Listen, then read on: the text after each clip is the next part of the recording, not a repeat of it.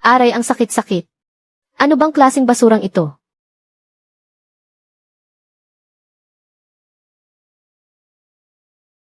Ito ang lugar na laging kinukwento ni Lolo noon.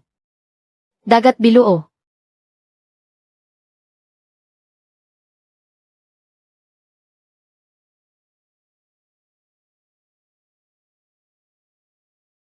Isang malaking panganib, halos walang nakakaligtas. Mahigit 1 taon din akong nagtrabaho kasama si Tito. Araw-gabi, walang pahinga. Kapag may bagyo, ang iba ay bumabalik sa Pampang. Pero ako, sumasabak pa rin sa laot. Pero sa huli, wala pa ring nangyari. Kahit isang malinaw na pangako, wala siyang maibigay. Ni hindi man lang niya binabanggit ang tungkol sa Hachian. Hayaan na nga, tito ko pa rin naman siya. Bukas sa handaan, babanggitin ko muna sa kanya ang tungkol sa Hatian. Para pakiramdaman ko ang reaksyon niya. Kung mahalaga pa rin sa kanya ang pamilya natin, ibabahagi ko sa kanya ang tungkol sa Dagat Biluo. Hahaha, halika, tagay muna. Tito, para sa inyo po ang tagay na ito. Salamat po sa paggabay niyo sa akin ngayong taon. Tito, ano po? Mahigit 1 taon na rin po ang nakalipas. Maganda naman po ang kinikita ng grupo natin, di ba? Kaya po, tungkol po sana sa hatian natin. Anong hachian ang pinagsasabi mo dyan? Iyong 50-50 na sinabi niyo po noon. Ako po sa diskarte, kayo naman po sa puhunan. At kapag kumita na, maghahati tayo sa gitna. Kayo po mismo ang nagsabi niyan, tanda ko pa po lahat. Sumulan, may sira ba ang ulo mo? Ako ang naglabas ng pera para bumili ng bangka. Ako ang naghanap ng mga kliyente natin. Trabahente lang kita, nagtatrabaho ka lang sa akin. Kung wala ako, wala ka man lang karapatang pumunta sa gitna ng dagat. Pero tito, kayo po mismo ang nangako ng 50-50 noon. Inilaan ko na po doon ang lahat ng naipon ko. Naipasok ko na po ang lahat ng pera ko. Pati ang pondo para sa pagtanda ng nanay ko, nilagay ko na rin dyan. Magkano lang ba ang barya-baryang pera na iyan? Ako ang nagrerenta ng pantalan na ito. Ano bang inambag mo rito? Lakas lang naman ng katawan ang binigay mo. Magkano ba sa tingin mo ang halaga ng pagod mo? Isang hamak na babae lang naman. Noong pinayagan kitang sumampa sa bangka, napakalaking utang na loob mo na iyon sa akin. Kunin mo tong 20,000 piso para sa pagod mo. Wala nang dagdag yan. Kunin mo kung gusto mo, kung hindi, bahala ka. Tito, hindi ganyan ang sinabi niyo noon. Sinabi niyo na iisang pamilya tayo. Sasabihin ko sa'yo, akin ang pantalang to. Sa akin lang nagtitiwala ang mga kliyente. Sudihaw. Simula sa araw na to, tanggal ka na. Tingnan lang natin, kung wala ako, ikaw na isang babae lang. Kung paano ka makakaligtas at mabubuhay sa dagat na to.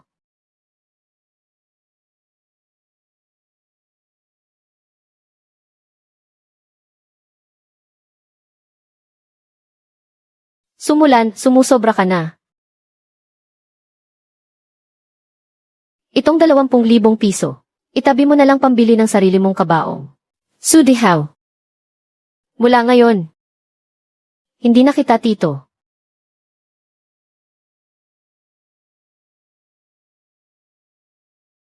Pakinggan ninyong lahat ng mabuti. Simula sa araw na to, sino mang mga has na isama si Sumulan sa paglaot? Sino mang mga has na bumili kahit isang isda sa kanya? Ay kinakalaban ako, si Sudihaw. Sisiguraduhin kong hindi ka makakatagal sa dagat na to.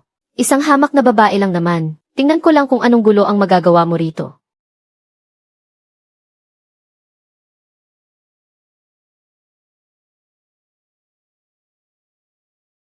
Nakabalik ka na pala, Mulan. Nakuha mo ba ang parte mo? Hindi ka naman dehado sa tito mo, diba? Naitay, nagtrabaho ako ng 1 taon. Pero 20,000 piso lang ang ibinigay ni tito para sa pagod ko. At pagkatapos tinanggal pa niya ako. Dahil lang daw sa babae ako. At hindi karapat-dapat nabigyan ng parte sa pera. Ang lakas ng loob niya, susugurin ko siya para magkaalaman kami. Walang karapatan ang kahit sino na apihin ang anak ko ng ganyan.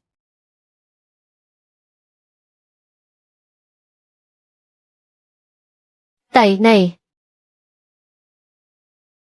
Tulong, pakiusap, tulungan niyo kami.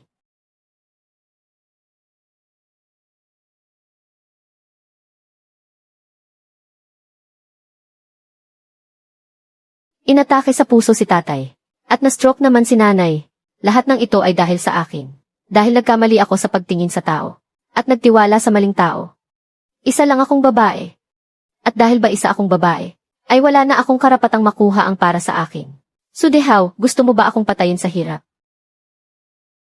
Pwes, gagawa ako ng sarili kong paraan para mabuhay. Ako si Sumunan. Hindi ako mas mababa sa kahit sinong lalaki.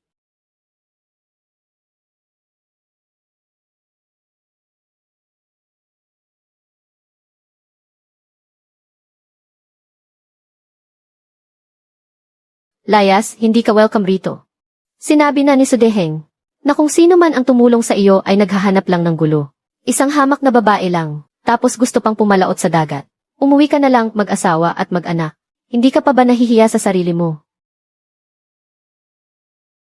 May katigasan din talaga ang ulo ng babaeng ito. Pwe, ano namang mapapala niya sa katigasan ng ulo niya? Hindi pang babae ang buhay sa dagat. Ate Lan, nabalitaan ko ang nangyari sa pamilya mo. Ang matandang si Sudehaw. Talagang napakasamang tao. Matagal ko na siyang hindi masikmura. Duwag naman pala at mahilig lang mambubuli sa mahihina. Binzi, sumama ka sa akin at magtulungan tayo. May alam akong lugar na makakatulong sa atin para makaahon. Ate Lan, hindi naman sa hindi ako naniniwala sa iyo.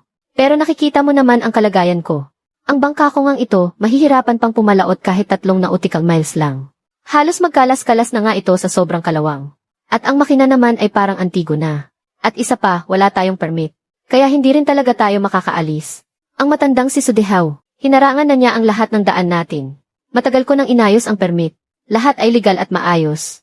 Hindi ako basta-basta sumasabak ng walang pag-iisip, ako si Sumulan. 6 na buwan ko itong pinaghandaan. Kapag naayos na ang bangka, pwede na tayong pumalaot kaagad. Sumugal tayo. Kapag nanalo tayo, mapapasa atin ang lahat. At kung matalo man, wala naman tayong lugi. Ate Lan, sasama ako sa iyo. Tutal wala namang halaga ang buhay ko. Kung sasama ako sa iyo kahit papaano may nagtuturing sa akin bilang tao. Salamat, Bin.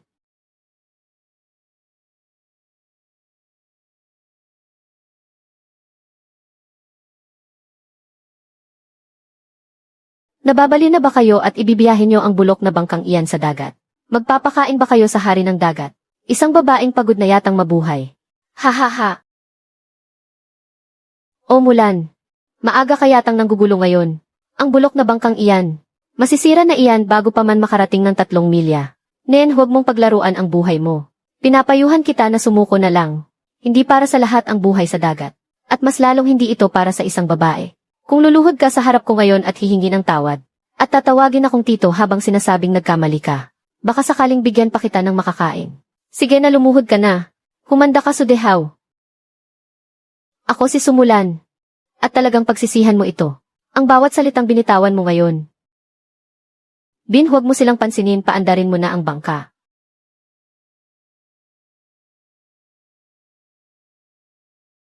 Kuya Hao, kailangan ba nating kumuha ng ilang tao? Huwag na sa bulok na bangkang iyan. Siguradong magpapakain lang sila sa mga isda kapag umalis sila. Ano bang magagawa ng isang batang babaeng iyan? Bumalik na tayo sa pagtulog.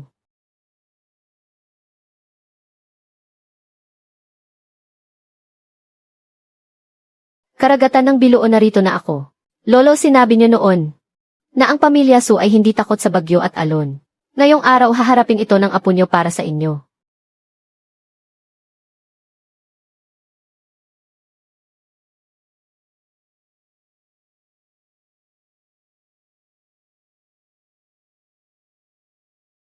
Ate Lan, hindi na natin kaya. Masisira na ang bangka. Bumalik na tayo. Pakiusap, ayaw kong mamatay rito.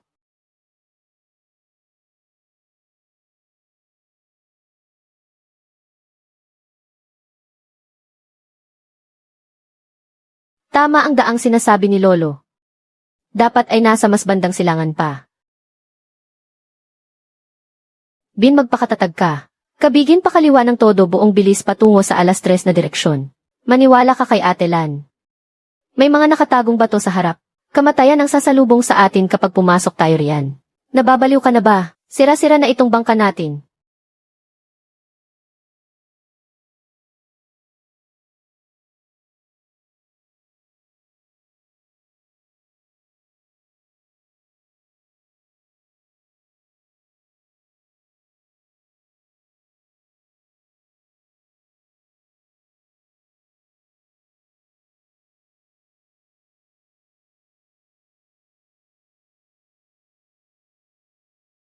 Ate Lan.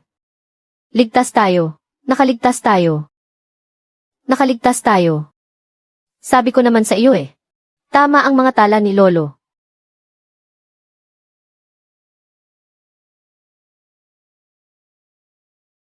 Nandito na tayo. Ito nga ang lugar na minarkahan ni Lolo. Dagat Biluo. Ate Lan.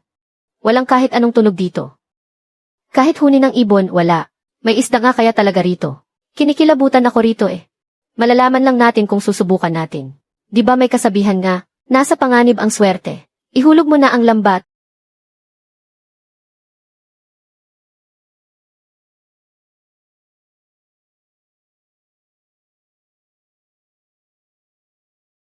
Ito lang. Ito lang iyon.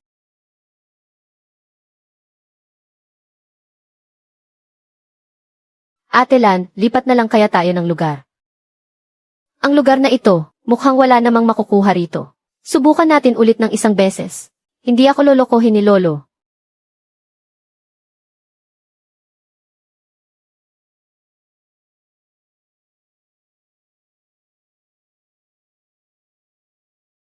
Ate Lan, 3 beses na natin sinubukan. Bakit wala pa ring nakukuha? Niloloko lang ba tayo? At iyang notebook ng lolo mo. Huwag mo nang banggitin.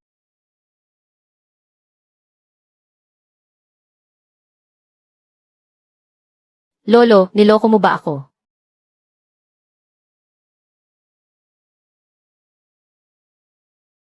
Ate Lan, paubos na talaga ang krudo natin. Sagad na ang guhit sa metro. Kapag hindi pa tayo gumawa ng paraan para makabalik, mamamatay tayong dalawa rito. Ayokong mamatay at kainin lang ng isda. Sumuko na tayo. Ate Lan, ang bulok na lugar na ito. Wala talagang makukuha rito kahit ano. Ang notebook ng lolo mo. Baka simpleng sulat lang talaga iyon. Umuwi na tayo at mag-isip ng ibang paraan.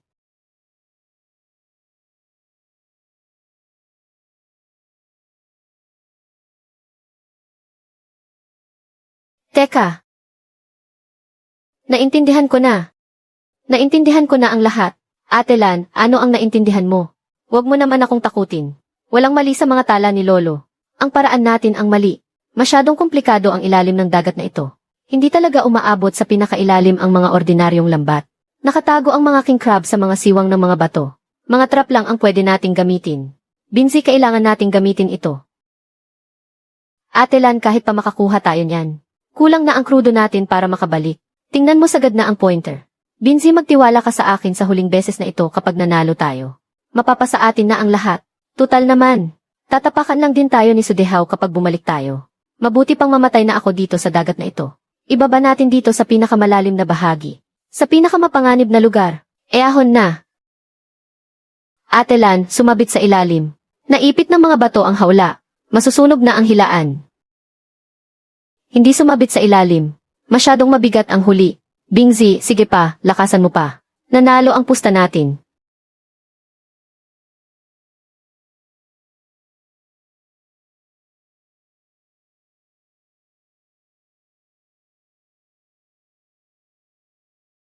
Ate Lan, mga king crab yan.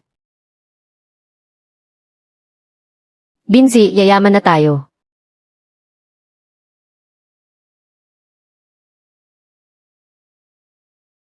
Ate Lan, yayaman na talaga tayo nito. Totoo ba ito? Hindi ba ako nananaginip? Nanalo ang pusta natin. Hindi ako niloko ni Lolo. May huli nga talaga sa dagat ng Biluo. Ha! Ha ha ha ha ha! Ate Lan, mayaman na tayo. Mayaman na talaga tayo. Kapag nalaman ng matandang si Sudehaw, tiyak na mamamatay siya sa galit.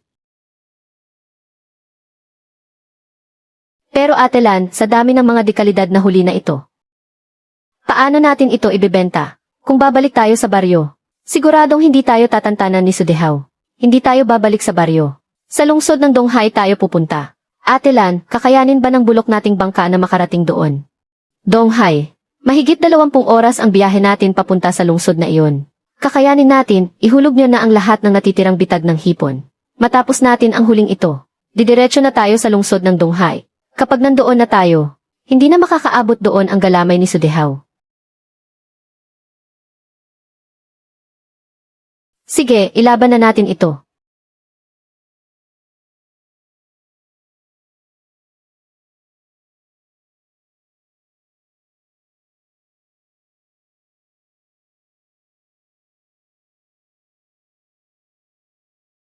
Boss, bumibili po ba kayo ng king crab? Sariwa at bagong huli lang sa laot. 80 piso kada kalahating kilo. 80 kung ayaw mo, di huwag. Boss, buhay na king crab po ito. Diyan sa bulok mong bangka nang galing ang huli na yan. Baka nga hindi pa malinis yan. Babae ka lang naman. Alam mo ba kung ano ang tinatawag na king crab? Hija, pwede ko bang makita ang king crab mo? Wild red king crab mula sa malalim na dagat. Wala pang 2 araw mula nang mahuli ito. Matigas ang shell nito. Kompleto ang mga binti at sipit. Buhay na buhay at napakaliksi. Napakagandang kalidad at bihira ang ganitong klase. Ang ganda ng hitsura. Direktang nilipad mula sa mismong pinanggalingan nito. Ay hindi magiging ganito kaganda. Ako ang head chef ng katabing Hongyun Restaurant. Ako si Zhang at napakataas ng kalidad ng crab mo. Gawin nating 150 kada kilo. Gaano karami ang mayroon ka? Bibilhin ko na lahat yan. Magbabayad ako ng 1,300. Hija, ibenta mo na sa akin yan. 1,400 hija. Isipin mong mabuti kung kanino ka mas matagal na makikipagtulungan. 1,450 ito na ang huling presyo ko. 1,500 hija. Huwag na nating sayangin ang oras. Babayaran ko ng cash ang lahat. Walang delay at walang utang. Siege Chef Zhang. Sumama kayo sa akin sa bangka para makita ang mga paninda. Pero gusto ko lang linawin muna. Medyo luma na ang bangka ko.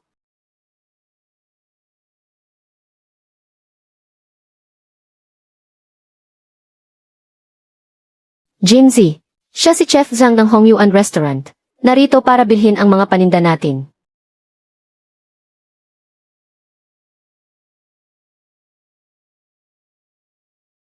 Ang dami nito. Lahat ay ganito ang laki. Diyos ko, Hija. Sinalakay niyo ba ang mismong palasyo ng hari ng dagat? At kinuha ang lahat ng ito. 20 taon na akong nagtatrabaho dito. Ngayon lang ako nakakita ng ganito karaming mamahaling klase. Laoli magdala ka ng 3 tao dito. Sa may temporaryong booth, may malaking bulto ng paninda rito. Huwag mo nang itanong kung gaano karami. Malalaman mo rin kapag nakarating ka na rito.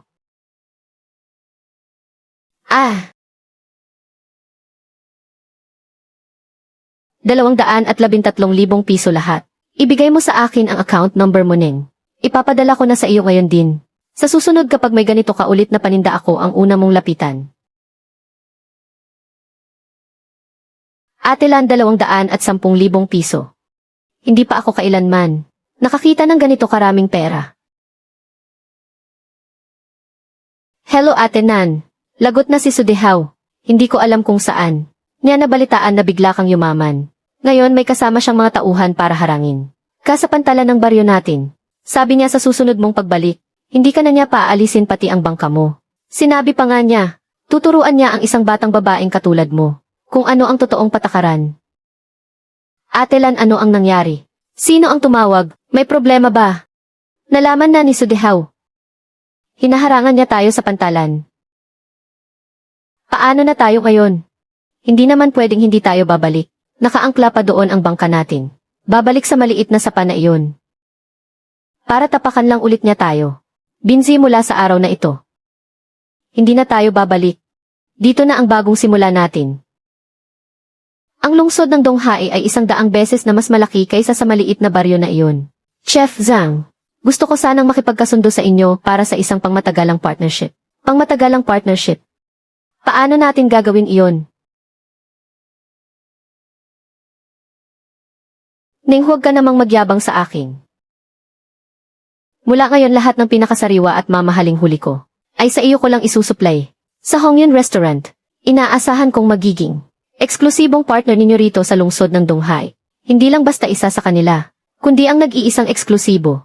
Ineng, mukhang malaki ang ambisyon mo. Bakit naman ako maniniwala sa iyo na kaya mo akong laging supplyan ng ganito kagandang kalidad ng mga paninda? Mayroon ka lang lumang sirang bangka at isang kasamang hindi alam kung hanggang kailan tatagal.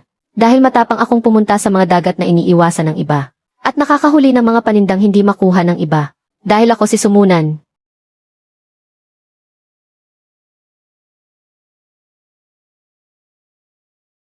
Ineng, napakatapang mo pala ah. Isang babaeng nangahas mang agaw ng negosyo rito sa lungsod ng Donghai. Alam mo ba ang mga patakaran dito sa dagat na ito? Tito Zhang, tingnan ninyo. Kusa nang lumapit sa atin ang problema. Kapag walang makapangyarihang kasosyo, Mahihirapan akong kumilos dito kahit isang hakbang. Pero syempre, sa pakikipagtulungan sa akin, baka kailanganin ninyo ring pasanin ang ilang maliliit na abala na katulad nito. Hoy Ineng, kinakausap kita. Bingi ka ba o gusto mong turuan kita? Kung paano rumespeto?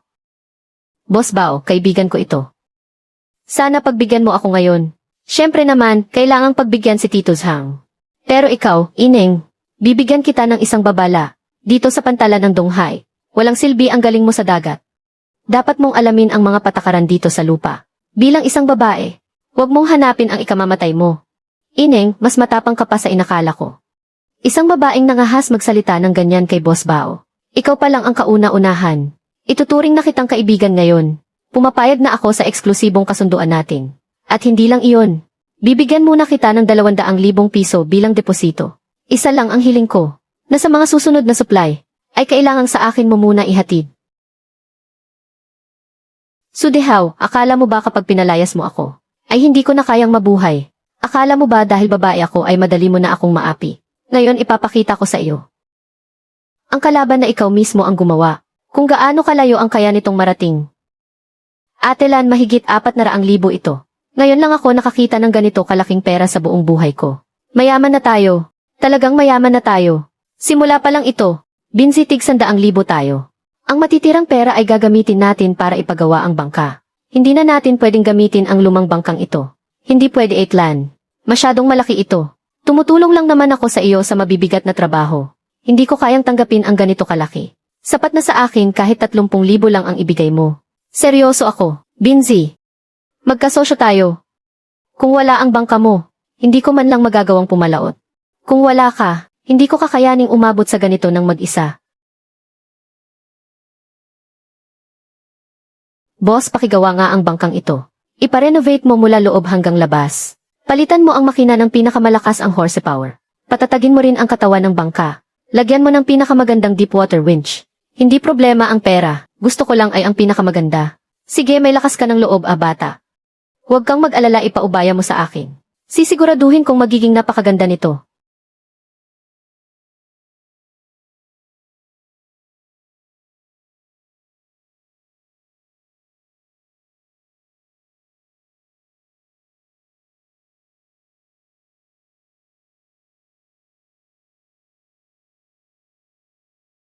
Ito ba talaga ang dati nating lumang bangka? Mukha na itong isang bakal na halimaw.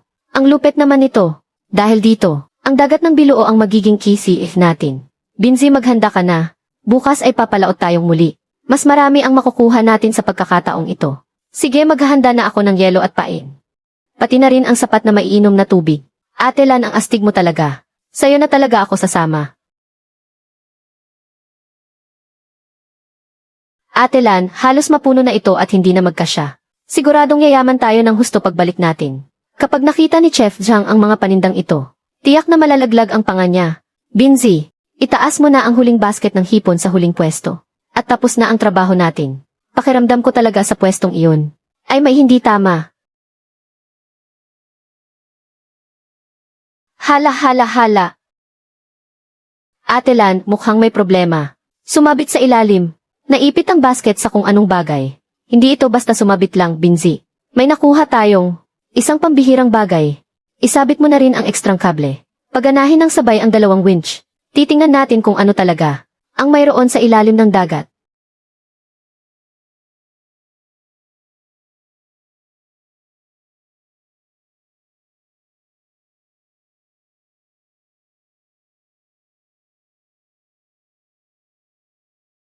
Yung nabanggit sa lumang notebook ni Lolo, ang maalamat na hari ng mga king crab. Totoo nga pala talaga ang bagay na ito. Ang tinutukoy na hari ng hipon ni Lolo Sham ay hari pala ng alimango. Atelan, nakatingin siya sa atin. Atelan, nakahuli tayo ng mahiwagang nilalang. Magkano kaya ang halaga ng bagay na ito? Binzi, huwag kang tunganga dyan. Pabalikin mo na ang bangka sa buong bilis. Sa pinakamabilis na paraan, para maihatid natin ito ng buhay kay Chef Zhang. Kapag namatay ang king crab na ito, wala na itong magiging kwenta kahit magkano. Ang buhay na king crab at patay na king crab ay 10 beses ang diferensya sa presyo. Atelan, bantayan mo muna iyan. Huwag mong hayaang makatakas. Ang hahaba ng mga paa nito. Baka biglang gumapang palabas.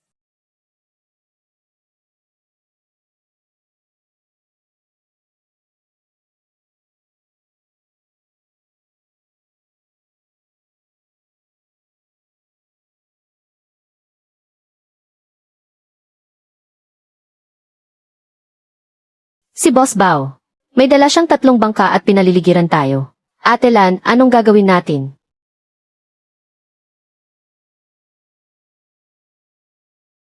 Neng, balita ko. May nakuha kang pambihirang bagay. Haring King Crab, iwan niyo sa akin ang kargamento. At pwede na kayong lumayas. Maganda ang timpla ko ngayon, kaya hindi ko na kayo papatulan. Ate Lan, mumatras ka. Masyado silang marami. Wala tayong laban sa kanila. Kahit walang laban, kailangan pa rin nating lumaban. Ang mga kargamento sa barkong ito, mas mahalaga pa sa buhay natin. Ayaw niyo sa santong dasalan, kaya dadaanin ko kayo sa dahasugod. Agawin niyo ang barko. Gusto kong makuha ng buhay ang Haring King Crab na iyon. Bibigyan ko ng 50,000 ang makakakuha niyan. Kuya Bao, magkano ba ang halaga ng bagay na ito? Mas alam mo iyan kaysa sa akin. Ang isang buhay na Haring King Crab, na walang kaunting galos, ay sapat na para makabili ng bahay sa merkado. Pero subukan lang ng isa sa inyong gumalaw.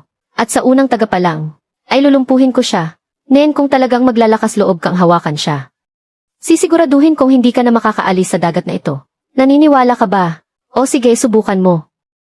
Tingnan natin kung kanino ang mas mabilis na kutsilyo sa ating dalawa. Magbibilang ako hanggang 3. 2.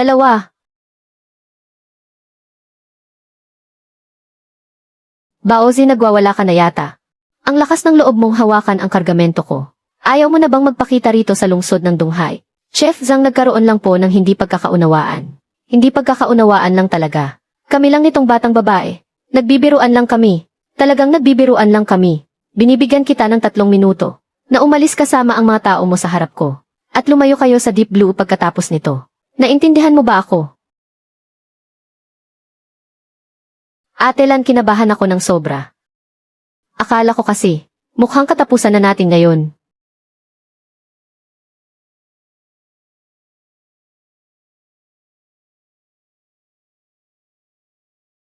Matapang ang batang iyan. Sa tagal ko nang ginagawa to, ngayon lang ako nakakita ng babaeng na may lakas ng loob na lumaban kay Boss Bao. 20 taon ko nang ibinebenta ang mga king crab na to. Sa mga magazine ng pagkain ko lang nakikita ang ganyan. Boss Bao, nabalitaan ko. Noong isang araw lang, napinahiya ka ng isang batang babae na si Sumulan. At napahiya ka ng husto. Isang babae lang hindi mo pa kayang ayusin. Gusto mo bang mamatay? Gusto mo bang itapon kita sa dagat para ipakain sa mga isda? Huwag po kayong magkamali, Boss Bao. Mortal na kaaway ng boss ko ang batang yan. Nagtatanong-tanong lang naman ako, kung paano ba siya naging ganoon kaswerte. Lesa swerte raw.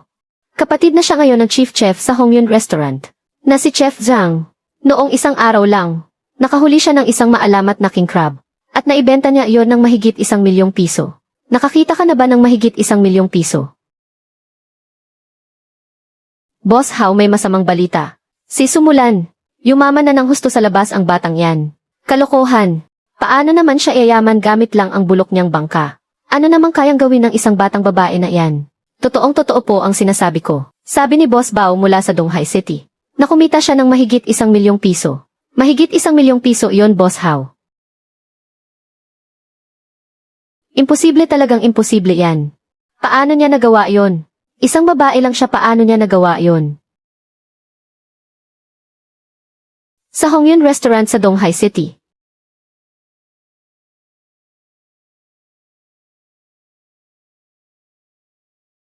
Ihanda mo ang sasakyan, pupunta tayo sa Donghai City. Gusto kong makita kung gaano ba talaga kagaling ang batang babae na yan.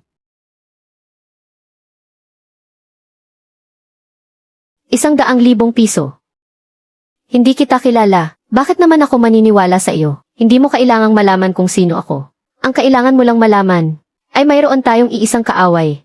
Siya si Sumulan. Yung mayabang at walang galang kong pamangkin. Sa likod ng batang iyon ay si Chef Zhang ng Hongyun Restaurant. Hindi ko siya magalaw. Hindi ko pwedeng bawalain si Chef Zhang. Sino bang nagsabing gagalawin natin siya? Hindi natin siya gagalawin. Pero sisiguraduhin kong sa buong Donghai City ay hindi siya makakabenta kahit isang isda. Di ba sabi mo ay napakamisteryoso? Na pinagkukunan niya ng isda, kaya maghanap ka ng tao para magkalat ng chismis sa palengke. At sabihin na ang dagat na iyon ay parang dating isang industrial zone na may lason ang tubig, kaya may problema ang mga seafood doon. Sige, deal, huwag kang mag-alala, bro. Ako ang bahala rito, huwag kang mag-alala. Ang mga paninda ng babaeng iyan, Sa loob ng 3 araw, wala nang magtatangkang kumuha niyan.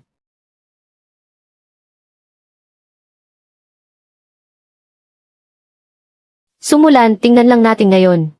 Tingnan natin kung paano ka makakabangon ngayon. Isang hamak na babae lang, naglalakas loob pang lumaban sa akin. Ate Lan, makakakuha tayo ng hindi bababa sa 2 milyong piso ngayon. Iba talaga kapag bagong bili ang Deep Blue. Mabilis ito, malaki ang bodega, at kapag ang sonar ay binuksan, klarong-klaro nating makikita kung saan lumalangoy ang mga isda. Ang sarap manghuli, nakaka-excite talaga. Nga, sulit na sulit ang perang ginastos natin. Mukhang sapat na ito. Kailangan na nating bumalik. Baka naiinip na si Chef Zhang.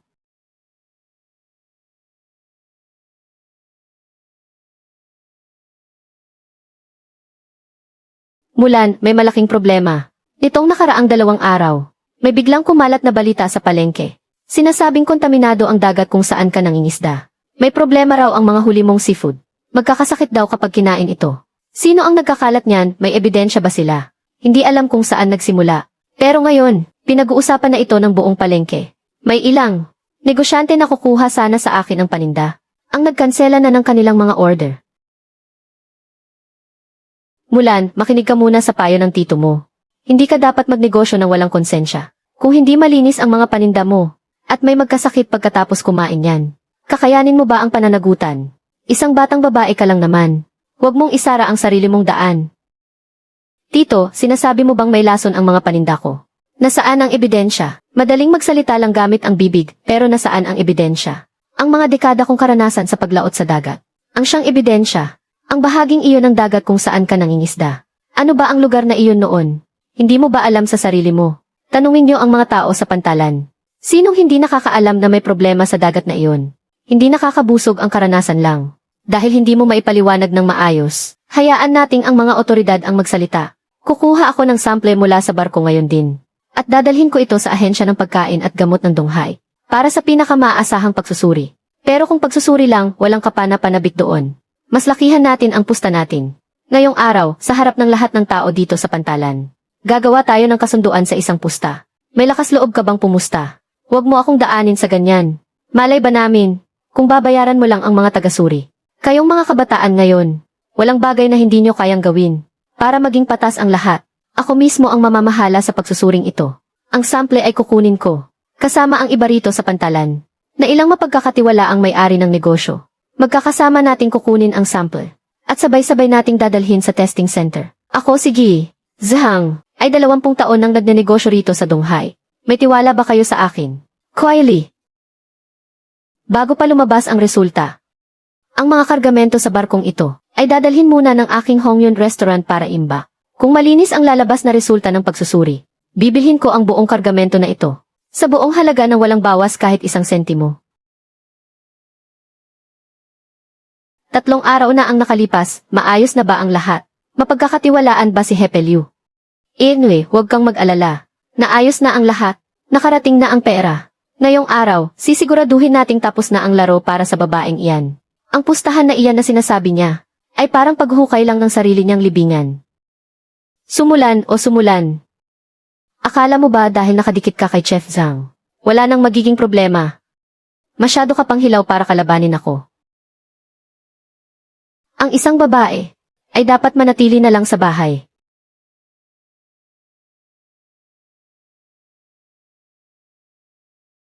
Head Chef Zhang, isa po kayo sa mga saksi sa pagsusuring ito. Kayo na po ang mag-anunsyo ng resulta. Sa wakas at dumating din ang resulta. Pustahan tayo ng 100 piso, siguradong bagsak yan. Tiyo, binalaan na kita noon pa. Hindi dapat maging masyadong sakim ang tao. Kung nagtrabaho ka lang ng mabuti sa akin, hindi naman kita pababayaan. Ngayon ayan na ang napala mo. Nakuha mo ang bunga ng iyong ginawa. Sayang naman ang bagong barkong iyon. Hong!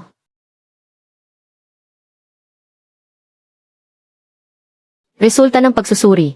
Ang ipinasuring sample ay napatunayang hindi pumasa sa pamantayan. Narinig ninyo ba iyon? Bagsak, sabi ko na nga ba? Ano ba ang aasahan mo sa isang batang babae lang? Tuparin mo ang ating pustahan. Sunugin ang barko, narinig nating lahat iyon. Siya mismo ang nagtakda ng patakarang iyan. Bawal nang bawiin ang sinabi. Ate Lan. Hindi. Hindi ito maaari.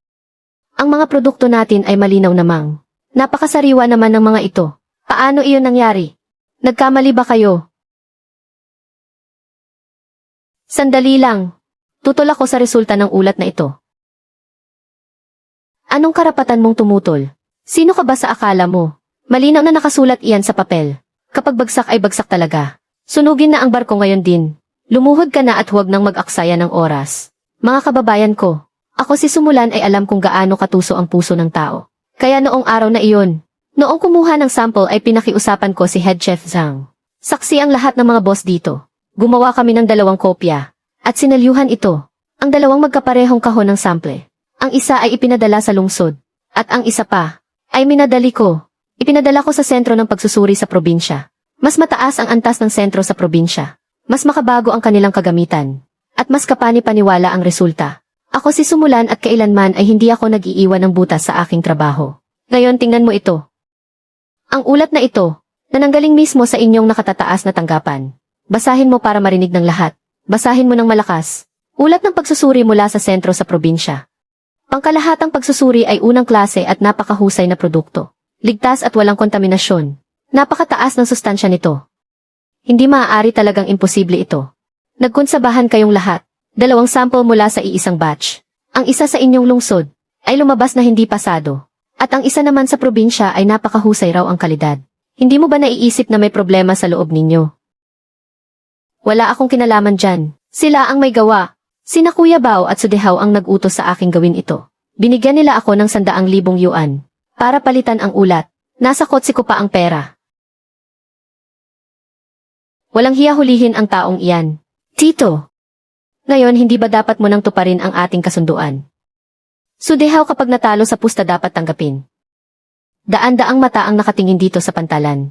Gusto mo bang takasan ang pusta mo? Ako si Sudehaw ay nagkalat ng kasinungalingan at nanira ng puri.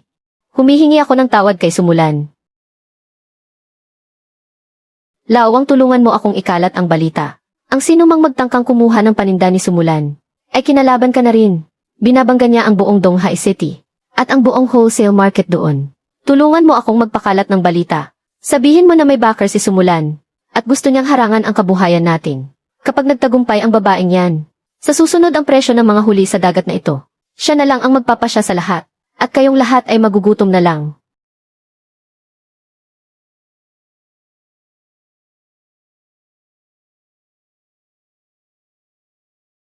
Ate Lan, kanino natin unang ihahatid ang mga bagong huli ngayon? Sa Yuhai Tower ba o sa Sihai Residence? Mukhang naiinip na silang lahat sa paghihintay. Tatawagan ko muna si Boss Lee ng Yuhai Tower. Para kausapin siya. Siya ang nag-alok ng pinakamataas na presyo noong nakaraan. Kaya tatanungin ko muna siya.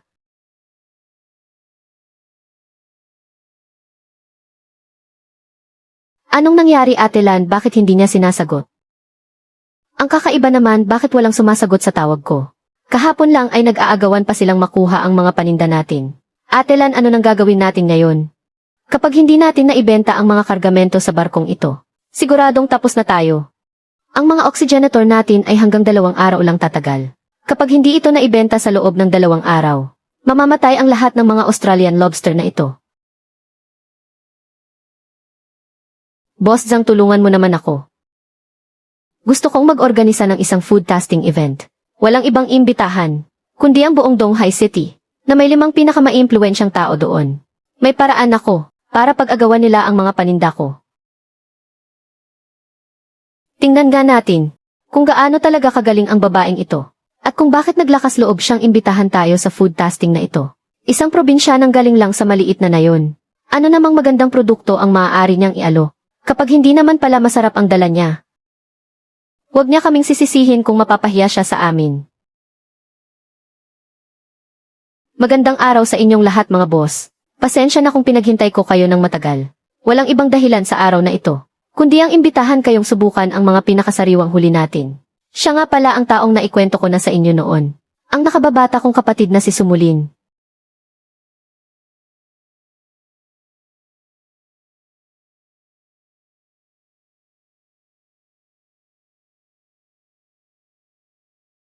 Buhay na buhay ang karne ng lobsting ito. 30 taon na akong kumakain ng seafood. Pero hindi ko pa kailanman natikman ang ganitong klaseng tekstura. Mga bossing, ang paraan ng pangingisda at pag-iingat ni Sue sa mga huli ay nagpapanatili sa seafood sa mismong sandali na isubo mo ito, na nasa pinakasariwang kondisyon pa rin. Tulad ng noong nasa kailaliman pa ito ng dagat. Hindi ito basta-bastang lobsting Australia lang. Isa itong pambihirang uri na hinuli mula sa karagatan ng Biluo. Mga bossing, inimbita ko kayo rito ngayon. Hindi para magmakaawa na bilhin ninyo ang aking mga tinda, kundi para mag-alok ng isang bagong paraan ng pakikipagtulungan. Magtatatag ako ng isang Deep Blue AI Club, kung saan magkakaroon kayo ng unang pagkakataon na makuha ang mga huli ko, na may prioridad sa pagbili ng mga primera klaseng produkto. Walang mga ahente na magpapatong ng presyo. Pero para sa unang yugto ng club na ito, 2 miyembro lamang ang aking tatanggapin. 2 tao lamang ang makakakuha ng pribilehiyong ito. 2, anong ibig mong sabihin? 5 kaming narito, at 2 lang ang kukunin mo. Tama, mapupunta ito sa kung sino ang mag-aalok ng pinakamataas na presyo. Chef Zhang, pakiusap, ikaw na muna ang mamahala rito. Sa anong karapatan niya? Sino ba siya para magmayabang? Anong karapatan niya? At bakit may mga boss pa na nag-aagawan makipagkontrata sa kanya? Sa anong karapatan ng isang batang babaeng iyan? Halika nga rito.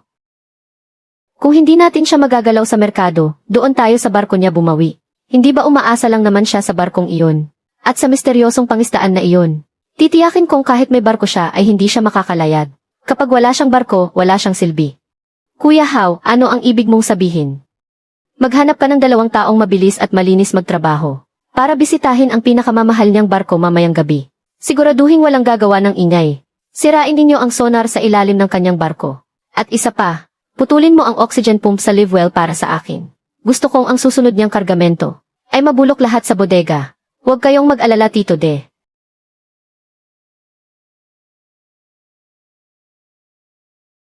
Ito ang bangkang iyon, sabi ni Kuya Hao. Sirain daw ang sonar at oxygen arm para sa kanya. Gupitin ang lahat ng tubo sa live well. Walang problema, sisiw lang sa akin ang ganitong mga trabaho.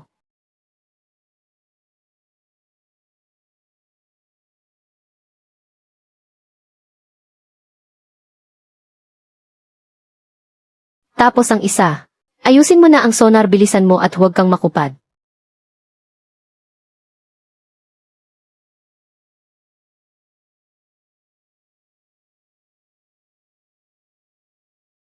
Sira na ang sonar. Muntik na akong masunog ng mga kislap ng kuryente, tara na. Naghihintay pa si Kuya Hao. Siguraduhin walang maiiwang bakas. Walang nakakita sa atin.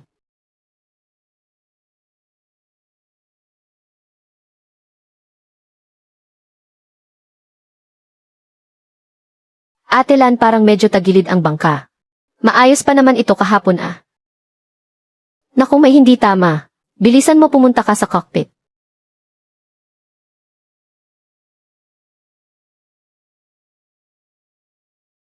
Ano ang nangyayari dito? Maayos pa naman ito kahapon. May nakialam sa bangka natin.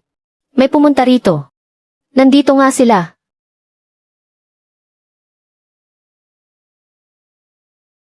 Sino ang may gawa nito? Sino ba talaga ang may gawa nito? Sobrang lupit naman nito.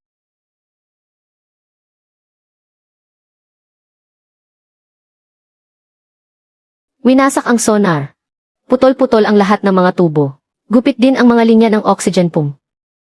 Tawagan mo ang mekaniko sa talyer para pumunta rito. Dalian mo, mas mabilis, mas mabuti. CJ.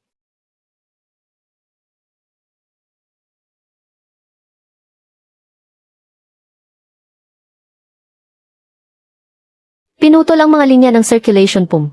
Galing sa ibang bansa ang sonar na ito. Kailangang umorder ulit nito. Kasama ang pagpapadala at pagkakabit, abutin ito ng mahigit 20 araw. Tapos nasira na ang lahat. Sinadya niya talaga ito dahil alam niyang hindi natin ito may ayos. Para hindi tayo makapag-deliver sa tamang oras. May kontrata tayo sa mga ihi na kliyenteng iyon. Paano natin ito ipaliliwanag sa kanila?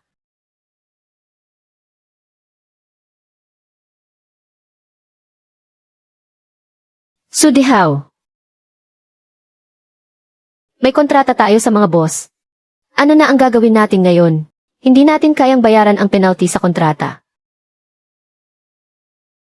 Sir Zhang, ako po ito. Sumulan, sinira ng kung sino ang bangka natin. May pumasok ng palihim at pinagbabasag ang mga gamit. Tumawag po ako sa inyo para humingi ng palugit na 1 linggo sa pag-deliver. Bilang pambayad pinsala, bibigyan ko ang bawat city customer ng dagdag at libreng 20 piraso ng mamahaling Australian lobster. Ako na ang bahala sa lahat ng lugi. Sige, naniniwala ako sa iyo. Huwag kang matakot, Sue. Hindi naman babagsak ang mundo. Nakikita mo ba iyon? Iyan ang pinakamamahal na bangka ni Sumulan. Balita ko ay sira-sira na ito at wala ng silbi. Kahit ipagawa pa, hindi na maaayos. Buti nga sa kanya, napakayabang kasi. Ang babae ay dapat nasa bahay lang at nag-aalaga ng anak. Ano pa ang ginagawa niya sa laot? Ngayon, heto ang napala niya. Ang bangka na nagkakahalaga ng mahigit 1 milyong piso. Naging tambak na lang ng kalawangin at sirang bakal. Ate Lan, halos ubos na ang pera natin. Bakit kailangan pa nating gumastos ng malaki para magkabit ng mga ito? May mga G6 camera pa. At pati na rin mga bakal na proteksyon sa banggaan. Ang mahal kaya ng mga ito. Hindi ba mahilig siyang manira ng gamit? Sa susunod na bumalik siya, sisiguraduhin kong wala siyang matataguan.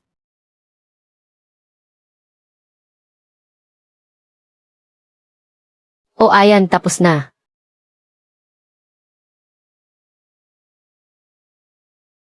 Ate Lan, parang ginawa mo ng armored vehicle ang bangka mo.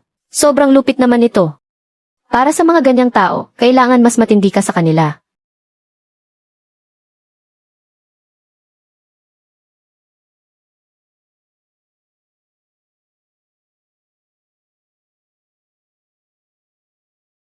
Ay, impossible ito. Saan naman siya kukuha ng pera? Bakit naging ganyan ang hitsura ng bangka na iyon? Hindi siya nabangkarote, at ginawa pa niyang parang tangke ang bangka niya. Saan siya kukuha ng ganoong kalaking pera? Kuya Hao, hindi ko rin po alam. Baka humiram siya ng pera kay Sir Zhang. Samahan mo ako doon at gusto kong makita mismo. Gusto kong makita ng sarili kong mga mata. Ilang ulo ba talaga mayroon ang babaeng ito?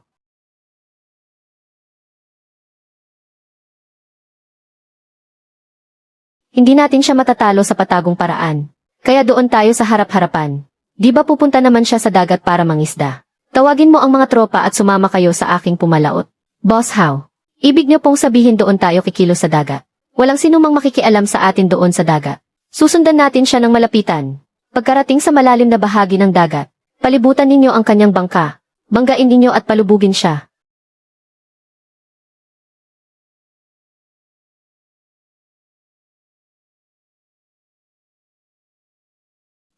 Hehe.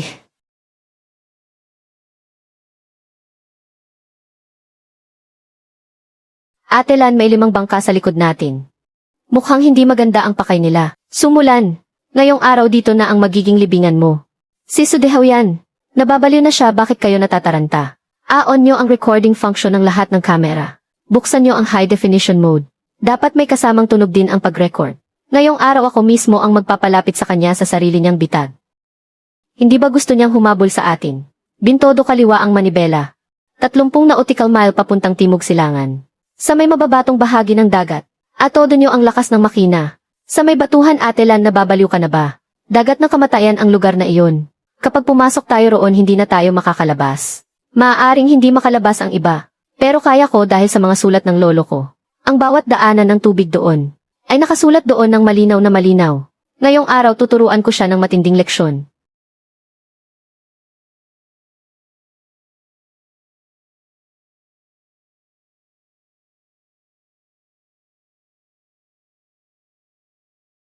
Kumapit kayong mabuti dahil ngayon palang magsisimula ang totoong palabas.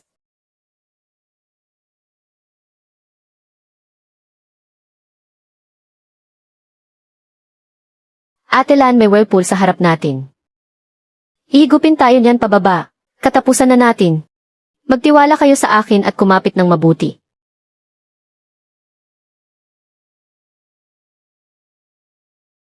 Ate Lan, may 2 malalaking bato sa harap natin. Masyadong makipot ang daanan. Hindi tayo makakadaan doon. Mas malapad ang barko natin kaysa sa siwang ng mga bato. Bawasan ng kalahati ang bilis. Iliko sa kanan ng 5 degree. Dadaan tayo sa gitna niyan.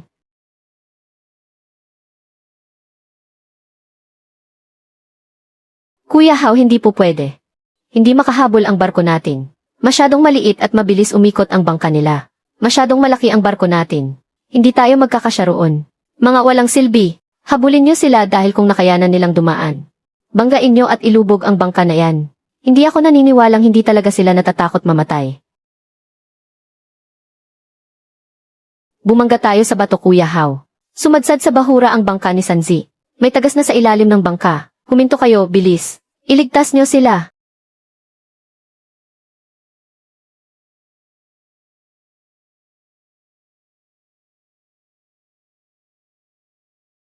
Ligtas na tayo. Ate Lan, nakalusot talaga tayo.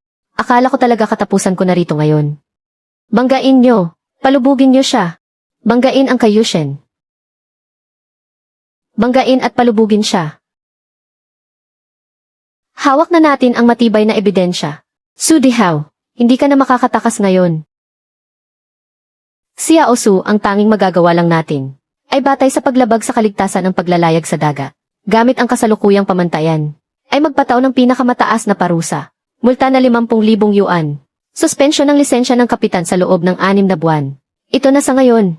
Pinakamabigat na parusa na kaya nating ibigay. Bakit? Muntik na niya akong patayin. Pinalibutan niya ako gamit ang 5 bangka.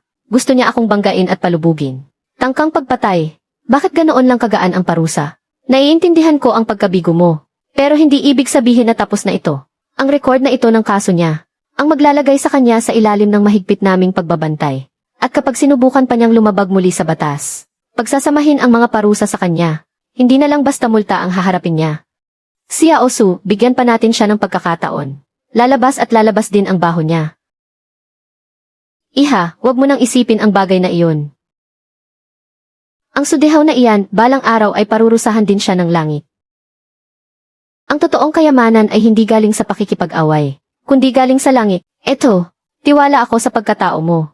At ikaw lang ang karapat-dapat sa bagay na iyan. Iha, dugot laman ka ng mga su. Hindi ka pwedeng umatras. Malaki ang naitulong sa akin ang tatay mo. Wala akong anumang maipapambayad sa kanya. Ito ang pinaka-iniingatan ko sa buong buhay ko sa paglalayag. Ang aking pinakatatagong kayamanan. Ngayon ibinibigay ko na ito sa iyo. Lolo Ju, ano po ito? Ilang dekada na ang nakalipas. May isang barkong kargamento na nagdadala ng bakal na lumubog doon, at naging dambuhalang artificial reef para sa mga isda. Napakalalim at napakadelikado sa lugar na iyon. Walang sinumang nangangahas na pumunta doon. Pero dahil nga walang nangangahas na pumunta doon, doon lumaki ang hari ng mga alimango. Mas malaki pa sa mga king crab na nahuli natin noon. Mas dambuhala pa ito. Lolo Ju, tinatanggap ko po ang napakalaking regalo na ito. Hindi ko po kayo bibigin. Hisa, kayang ibigay sa iyo ng dagat ang lahat. Pero kaya rin itong bawiin ang lahat. Mag-ingat ka ng mabuti. Masyado kasing naging sakim ang lolo mo noon. Binzi, bilisan mo. Ngayong araw ay haharapin natin ang hari ng mga alimango. Sinabi ni Lolo Ju, na walang sinuman ang nakapunta roon kailanman. Ate Lan, huwag kang mag-alala. Ang pinakamagandang bitag, at ang pinakamaraming pain ay naihanda ko na lahat. Sige, alis na tayo. Ang destinasyon natin ay ang Hichaogao.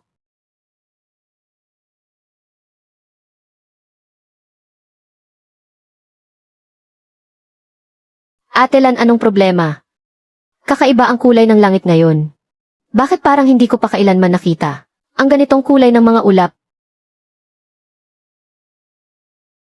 Kapag namula ang langit ay may darating na malakas na bagyo. Kapag lumipad ang mga ibon patungong kalupaan ay may nagbabadyang malaking kapahamakan.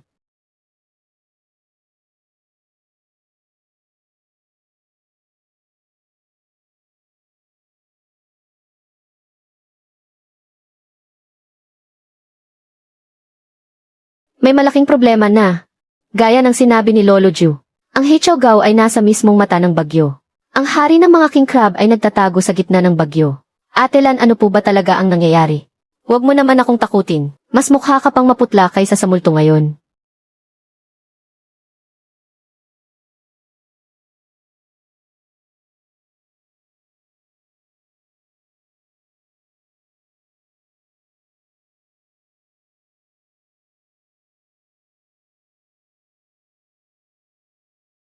Ate Lan, tiyak na patay na tayo. Bumalik na tayo, bilisan mo. Bilisan mong bumalik, habang may oras pa. Pihitin mo pabalik ngayon din. Tataob agad ang bangka. Wala na tayong atrasan. Ang tanging paraan ay sumugod, para may tsansa tayong mabuhay. Binzi, ito ang aywo ng bagyo. Umikot ito. Hindi natin ito pwedeng kalabanin ng harapan. Kailangan nating mahanap ang mahinang bahagi ng pag-ikot nito. Sumabay tayo sa puwersa nito para makalabas. Ito lang ang tanging paraan. Napakadelikado niyan. Ate Lan, paano natin madadaig ang kilos ng bagyo? Magtiwala ka sa akin. Ito na ang tanging pagkakataon natin para mabuhay. Sa kwaderno ng lolo ko, nakasulat doon ng napakalinaw.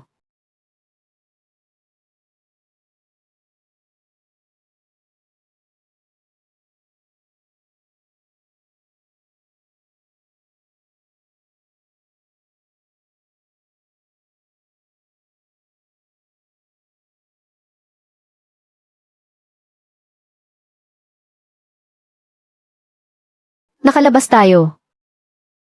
Ate Lan. Nakaligtas tayo.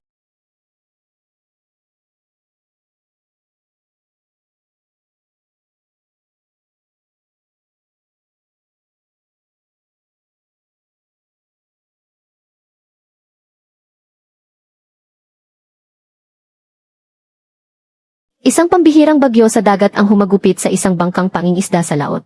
Mahigit 48 oras nang walang kontak sa barkong Deep Blue. Kasalukuyan pa ring isinasagawa ang operasyon sa paghahanap at pagliligtas. May masamang nangyari. Sabi sa balita sa cellphone. Nawala ng kontak ang Deep Blue sa gitna ng dagat.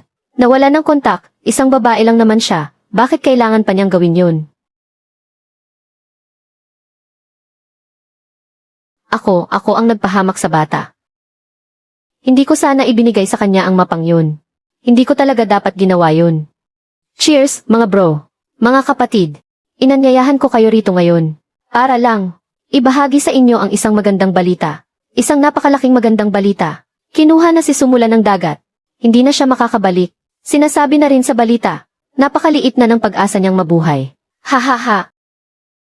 Kongratulasyon Kuya Hao, naalis mo na ang pinakamalaking tinik sa lalamunan mo. Sabi ko sa inyo eh. Isang babae lang gusto pang maghari-harian. Managinip siya ng gising. Simula ngayon, ang palengke ng seafood sa lungsod ng Donghae ay nasa kamay na natin muli. Halika, tagay nating lahat ito. Walang uwi hanggat hindi lasing. Kuya Hao, napakagandang balita. Ang rescue team ng Maritime Bureau ay kakaanunsyo lang. Opisyal na nilang itinigil ang paghahanap. Patay na ang batang yun. Buti naman at sa wakas ay nagising din ang langit. Bilisan mo, ibalita mo ito sa mga magulang niya. Gusto kong makita ang magiging reaksyon ng buong pamilya nila.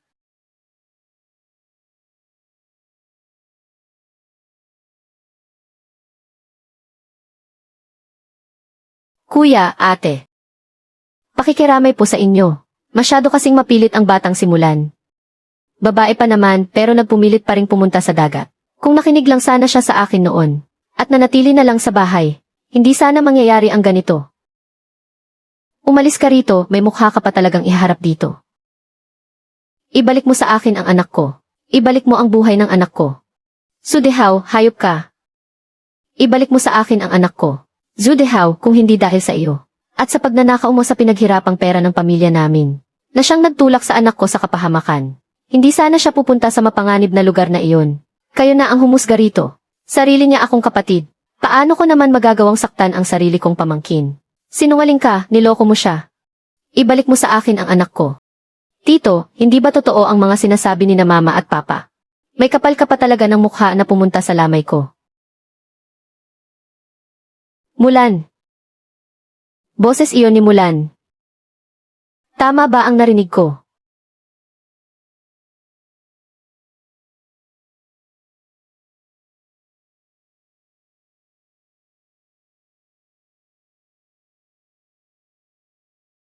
Anak, hindi ka patay.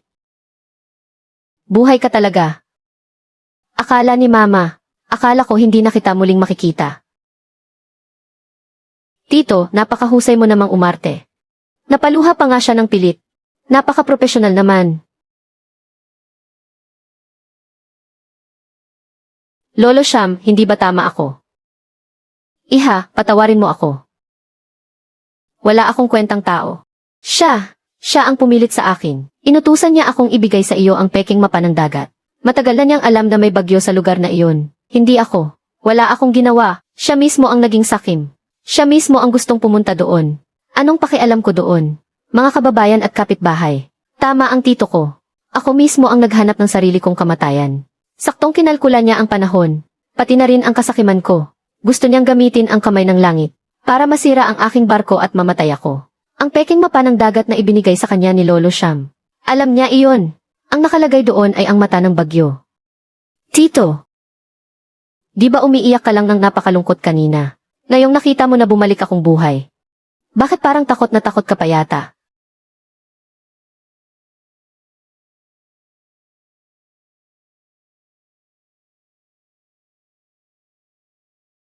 Anak ko. Sa wakas, nakamit din ng masamang taong ito ang kanyang parusa. Muntik na kitang hindi na makita ng nanay mo. Kung may nangyari sa iyong masama, hindi na rin gugustuhing mabuhay pa ng nanay mo. Nakalipas na ang lahat. Umuwi na tayo. Ipagluluto ka ni tatay ng paborito mong sarsadong isda. Umuwi na tayo.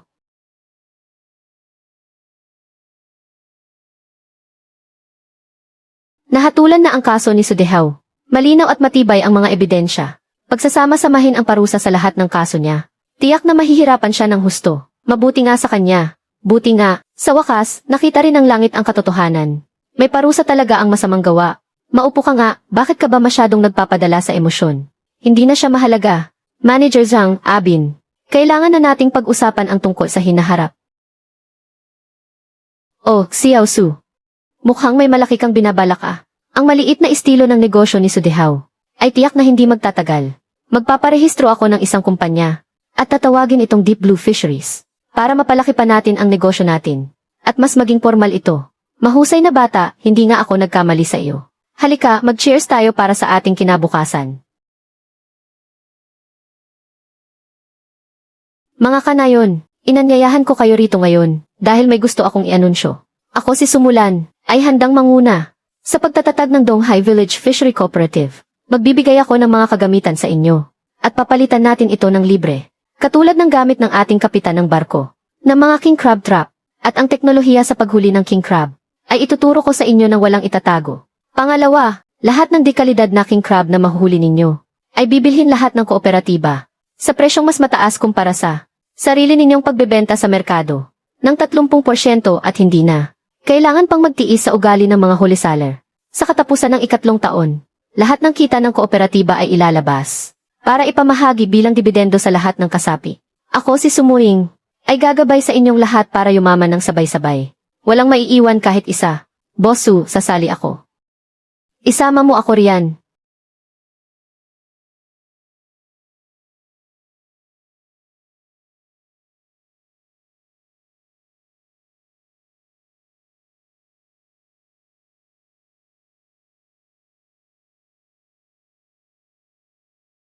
Nakakuha na naman ako ng 30,000 ngayong taon.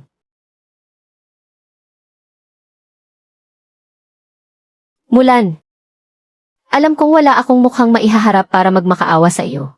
Pero wala na akong ibang mapupuntahan. Wala na akong natitira kahit ano. Pwede mo ba akong bigyan ng kahit kaunting pagkain? Gagawin ko ang kahit ano. Hindi ako natatakot magtiis ng hirap. Magbantay man o magwalis. Magbuhat ng kargamento kahit ano ayos lang sa akin. Hindi ko makakalimutan ang nangyari noon. Hindi ko talaga makakalimutan. Pero ako si Sumulan. Hindi ko gawain ang nanggipit ng sagad sa kapwa. Tito, simula ngayon. Pwede kang pumunta sa bodega ng kooperatiba para maging tagabantay doon. Libre ang pagkain at tirahan. 3,000 piso kada buwan. CJ,